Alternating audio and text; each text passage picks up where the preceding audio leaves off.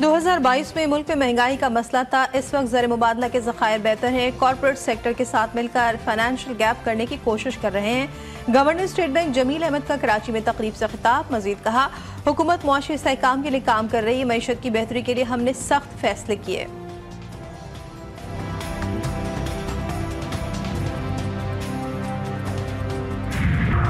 पाकिस्तान छोड़ने की डेडलाइन खत्म होने के बाद गैर कानूनी मुकीम और अफगान सिटीजन कार्ड होल्डर्स का इनखला जारी है। 13 अप्रैल को 13,000 से ज्यादा गैर कानूनी अफगान बाशिंदों को अफगानिस्तान वापस रवाना किया गया। मजमूई तौर पर पाकिस्तान छोड़ने वाले गैर कानूनी अफगान बाशिंदों की तादाद 9,48,870 तक पहुंच चुकी है। हुकूमत ने यकीन दिलाया है कि इनखला के दौरान किसी से बदसलूकी नहीं की जाएगी।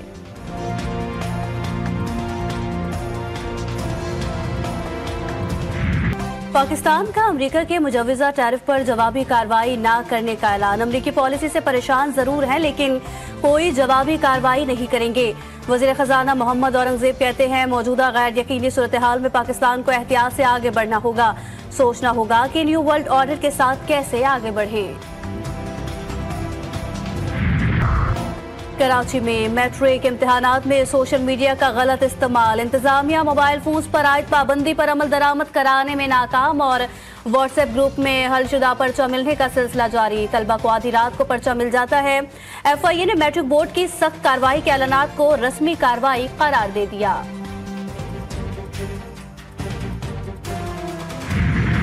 दहशतगर्द अफगान सरजमीन से पाकिस्तान के खिलाफ सरगर्म। काबुल हुक्काम लगाम डाले। वज़ीर-ए-आज़म शहबाज शरीफ का दो टोक पैगाम। कहते शरपसंद तंजीमें मुतादिद पाकिस्तानियों को शहीद कर चुकी। हम हमसाए तब्दील नहीं कर सकते। ये हम पर मुनहसर है कि अच्छे पड़ोसी की तरह रहना है या तनाज़ात के साथ। अफगान उबरी हुकूमत को कई बार कहा, दोहा मुआहदे पर अमल दरामद करे और अपनी सरजमीन दहशतगर्दी के लिए इस्तेमाल न होने दे।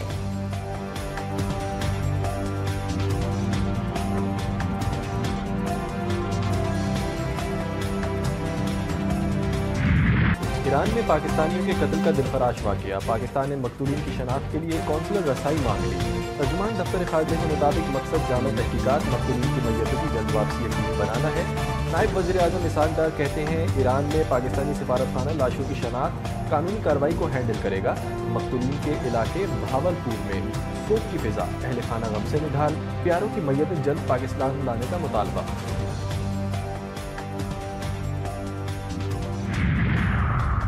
पाक अमरीका ताल्लुकात मज़ीद मजबूत। अमरीकी कांग्रेस के वक्त की army chief general Asim Munir से मुलाकात। इलाकाई अमन इस्तेहकाम के लिए पाकिस्तान के अहम किरदार की तारीफ। ISPR के मुताबिक अमरीकी वक्त ने दहशतगर्दी के खिलाफ पाक फौज के किरदार को सराहा। मुलाकात में इलाकाई सलामती, दफाई ताउन, बाहमी दिलचस्पी के अमूर पर तफसीली गुफ्तगू, मुश्तरका अक़दार और स्ट्रेटेजिक मफादात पर मबनी पायदार रवाबित की अहमियत पर जोर।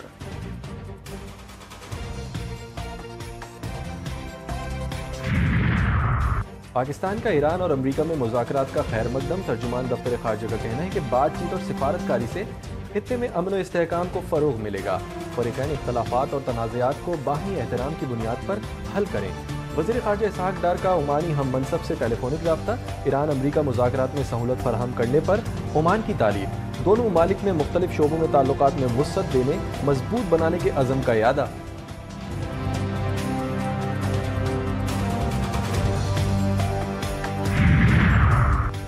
अमरीकी सदर ने चीन को खरी खरी सुना दी। डोनाल्ड ट्रंप ने कहा कि गैर मुनसिफाना तिजारती तवाज़ुन पर कोई मुल्क टैरिफ से नहीं बचेगा।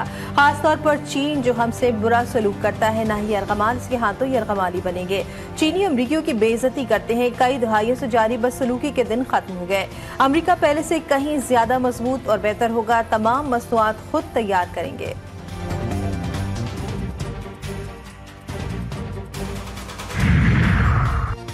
अमरीका जवाबी टैरिफ को मुकम्मल तौर पर मनसूख करे, ईरान का मुतालबा। चीनी वजारत तिजारत का कहना है कि अमरीका अपनी गलतियां दुरुस्त करने के लिए बड़ा कदम उठाए।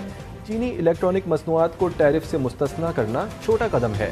अमरीकी वजीर तिजारत ने जवाब दिया कि चीनी इलेक्ट्रॉनिक्स मसनूआत पर टैरिफ की छूट आर्जी है। हम अपने मुल्क में ही लैपटॉप्स, कंप्यूटर्स, मोबाइल फोन्स तैयार करेंगे। यमन के सूबे सना में अमरीकी फिजाई हमला, 5 अफराद जाँ बहक, 13 जख्मी। हुसी अक्सरियती तंजीम अंसारुल्लाह के मुताबिक तैयारों ने बनी मतर में एक फैक्ट्री को निशाना बनाया। यमन का भी इसराइल पर मिसाइल से हमला, मकबूजा बैतुल मक़दिस में खतरे के सायरन बज उठे। तेल अवीव का बेन गुरियन एयरपोर्ट बंद कर दिया गया। इसराइली फौज का यमन से फायर किए गए 2 मिसाइल मार गिराने का दावा।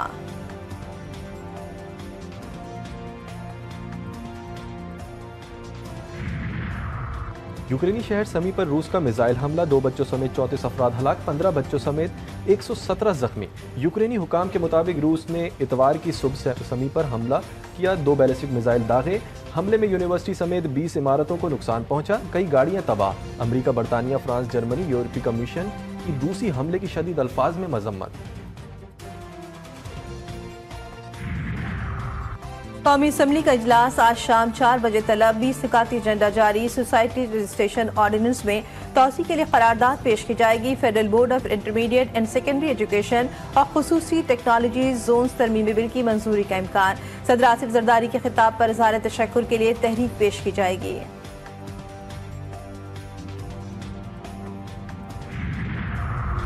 पानी पीटीआई से कोई डील नहीं होगी, नून लीगी रहनुमा ने वाजे कर दिया। इसहाक डार कहते हैं अफवाहें फैलाने वाले मुल्क की खिदमत नहीं कर रहे। साने 9 मई के जिम्मेदारों को बातचीत के लिए सरेंडर करना होगा। लाखों डॉलर्स देकर मुल्क और अफवाज को बदनाम किया जाता है। रियासत माँ होती है, ये उसके खिलाफ ऐसे इकदाम करते हैं। पीटीआई जमहूरी पार्टी इख्तलाफात होते रहते हैं, लेकिन बानी की बात फाइनल होती है। कौमी असम्बली में अपोजिशन लीडर उमर अयूब की वजाहत, कहते हैं आसिफ जरदारी और पीपल्स पार्टी ने सिंध का पानी बेच दिया। बलूचिस्तान में हालात खराब है, हम पर गोलियां बरसाई गई, लेकिन हमने जमहूरी तरीका अपनाया। बानी पीटीआई समेत तमाम सियासी असीरान को रिहा किया जाए। पानी के मामले पर घन गरज जारी, नहरों का मामला विफाक पर पड़ गया भारी। पीपल्स पार्टी का जियालों के नारों की आवाज इस्लामाबाद पहुंचाने का पैगाम।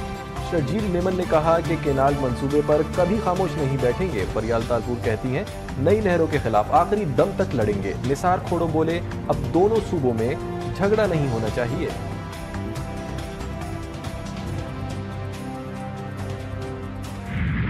गाजा में सयूनी दरिंदगी के खिलाफ कराची में मुजाहरे। फलस्तीनियों से इज़हार यकजहती के लिए शार फैसल पर जमात इस्लामी का गाजा मिलियन मार्च। खवातीन और बच्चों समेत हजारों अफराद की शिरकत। इसराइल और अमरीका के खिलाफ शदीद नारे।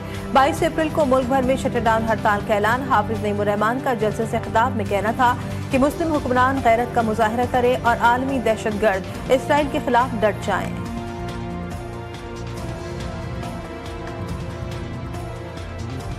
22 अप्रैल को पूरे मुल्क में शटरडाउन हड़ताल होगी। फलस्तीनियों से इज़हार यकजहती करेंगे। जमीयत उलमा इस्लाम भी गजा के मजलूम मुसलमानों के साथ शार कायदीन पर इसराइल मुर्दाबाद मिलियन मार्च।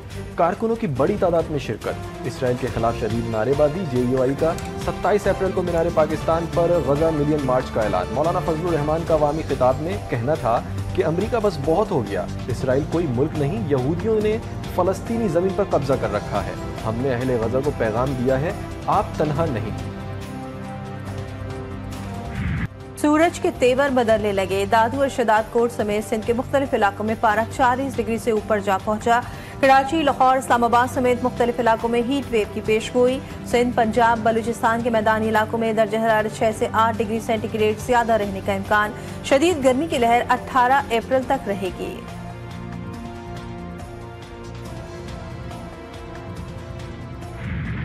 पाकिस्तान सुपर लीग सीजन 10 के चौथे मैच में लाहौर कलंदर्स फातेह करार। कोयटा ग्लैडिएटर्स को 79 रन से शिकस्त दे दी। पिंडी स्टेडियम में कलंदर्स ने पहले खेलते हुए 6 विकेटों पर 219 रन बनाए। फखर जमान ने 67 रन, सैम ब्लिंग्स ने निफ्ट सेंचुरी बनाई। हदफ के ताक़ुब में कोयटा की पूरी टीम 140 रन पर ढेर हो गई।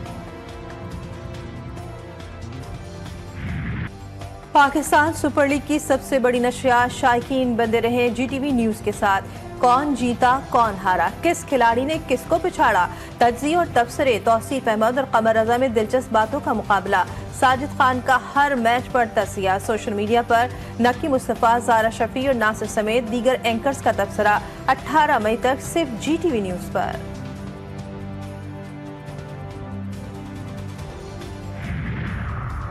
और ICC women's cricket world cup qualifier Pakistani women's cricket team कल वेस्ट इंडीज के खिलाफ अहम मैच खेलेगी।